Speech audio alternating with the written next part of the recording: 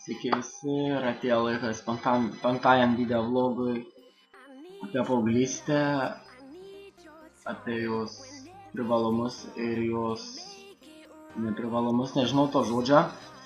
Taigi, manau, šitą vlogą daugiausiai žiūri paaugliai ir tai paauglystė yra amžiaus tarpsnis, kai tu nebesi nei vaikas, bet nesi dar ir suaugęs, tu negali gerti rūkyti, negali vairuoti mašinos, negali turėti savo namų, dar tu esi priklausomas nuo tėvų ir tai atrodo tau taip kvaila, kad tau visi nurodinėja, kaip tau reikia gyventi, kaip tau elgtis, kai tau prikaiščia tavo mokslus, kad tu prastai mokais, kodėl nedarai taip, kodėl darai anaip, kodėl tu rūkai, kodėl tu geri, bet paauglystė ateina pas kiekvieną į širdį ir tu į kūną, į smegenis ir tu negali pasirinkti datos, negali pasirinkti dienos, kada tu nori tapti paaugliu, tai ateina iš laiko, tu pradedi tai suprast.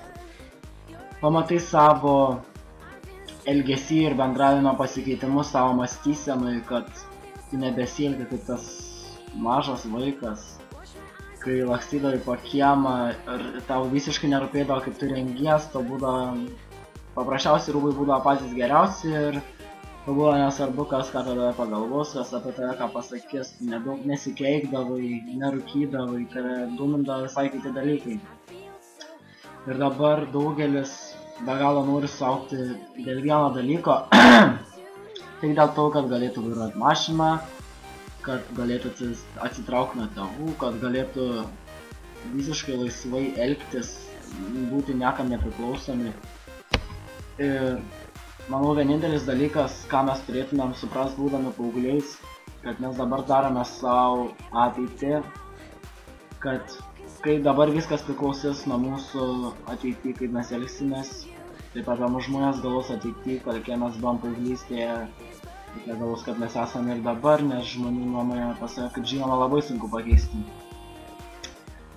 Ir vienintelis dalykas, kodėl aš džiaugiuosi būdamas paaugliu, kad iš tikro, man atrodo, paauglystė ir vaikystė yra vieni iš fainiausių gyvenimo amžių tavo gyvenime, nes tu priklausomas nuo tėvų, tau nereikia rūpintis pragyvenimu, kaip tu gyvensi, iš ko gyvensi šiandien, iš ko valgysi duoną šiandien, tau tiesiog tai reikia ryte atsikelti ir kaip sunku būtų nueiti tą mokyklą, nesvarbu ar tu ten miegi, ar ten dainuoji, ar ten šoki toj mokyklą, ar tu ten mokais, vis tiek.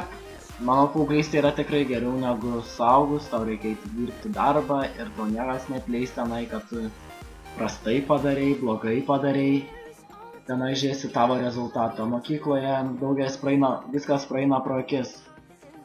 Ir vienintelis dalykas, didžiuokimės tuo, kad esame paaugliai ir stenkimės daryti viso blogo kuo mažiau, gyvenkime taip, kaip mums patinka, neklausykime kitų nuomonės. Taip, yra tikrai sunku klausyti, kai tėvai taupys protą dėl tokių dalykų, kad tu rūkai, kad tu geri, bet svarbu tau linksma, stenkitės niekam neįkliūt, stenkitės ne patiems tėvams neįsiduot, kad jūs esat girti ir turėsit labai fainą paauglystę ir turėsit ką užaugus prisiminti, svarbiausia neprisidirbti vaikų tokiam amžiui, kaip kiti ten prisidaro ir viso. Tai va, tai kas patiko, video vlogas trumpas buvo, tikiuosi supratot, kad paauglystę reikia saugot ir džiaugtis, kad esame paaugliai, kad esame jauni ir niekam nepriklausomi. Jeigu patiko, like, nepatiko, like. Ir būčiau labai dėkingas ir padaryti nesubscribe. I need your time when everything's wrong.